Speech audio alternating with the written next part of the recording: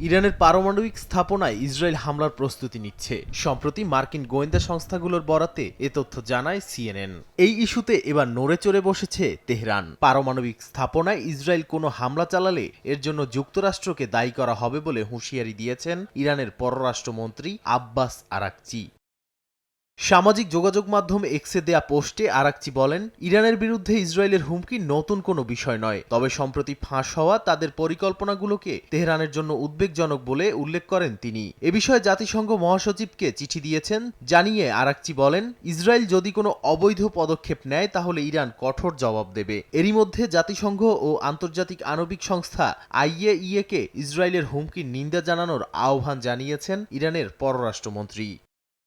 এদিকে ইরানের ইসলামী বিপ্লবী গার্ড বাহিনীর মুখপাত্র হুঁশিয়ারি দিয়ে বলেছেন, ইসরায়েল যদি কোনো ধরনের আগ্রাসনে যায় তার জবাব হবে ধ্বংসাত্মক ও চূড়ান্ত। তিনি বলেন, ইরান ইরাক যুদ্ধের মতোই সর্বশক্তি দিয়ে যুদ্ধে ঝাঁপিয়ে পড়বে তেহরানের সেনারা।